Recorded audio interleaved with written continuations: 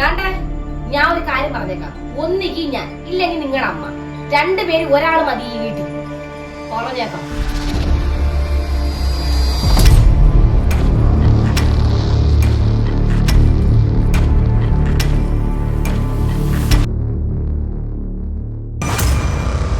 കൊണ്ടാറാനായിട്ട് ഈ കല്യാണം കഴിക്കണ്ടായിരുന്നു. നാശം.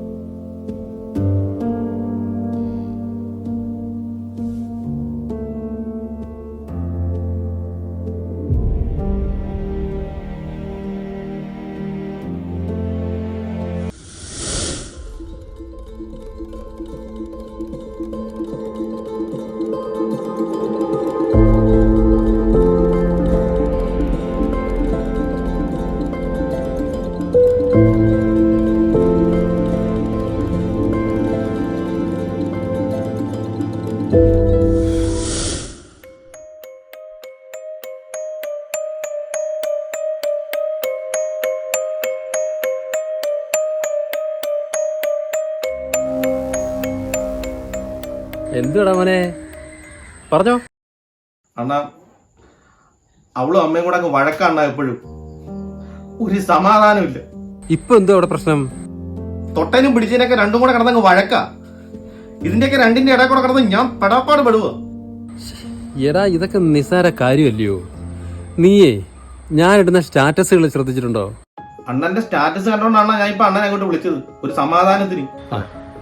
എടാ, ആ സ്റ്റാറ്റസിൽ എഴുതിയേക്കുന്നതൊക്കെ നീ അങ്ങ് ചെയ്താ മതി. ഈ ദേഷ്യം വന്നിരിക്കുന്ന സമയത്ത് എങ്ങനെയാണ് ഇങ്ങനെയൊക്കെ ചെയ്യാൻ തോന്നുന്നത്? നീ ഇവിടുത്തെ കാര്യം തന്നെ ഒന്ന് ആലോചിച്ച് നോക്കിയാണ്. ഇവിടെ അമ്മായിയമ്മയുണ്ട്, മരുമോളും ഉണ്ട്. ഇവിടെ എന്താ വഴക്കില്ലാത്ത? ഞാൻ ഈ സ്റ്റാറ്റസിൽ പറയുന്നതൊക്കെ ചെയ്യുന്നതുകൊണ്ടാ.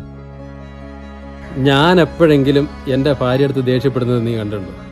ഇല്ല. അവൾ എപ്പോഴെങ്കിലും എന്റെ അടുത്ത് ദേഷ്യപ്പെടുന്നത് നീ കണ്ടിട്ടുണ്ടോ? ഇല്ല.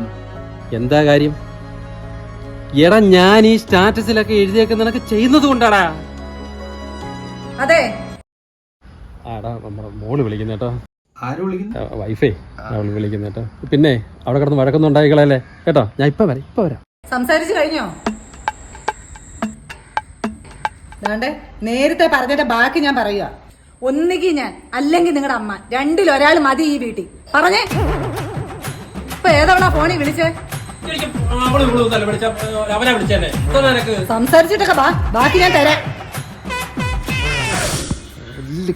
കല്യാണം കഴിക്കണ്ടായിരുന്നു പോണ്ടാരടങ്ങാനായിട്ട്.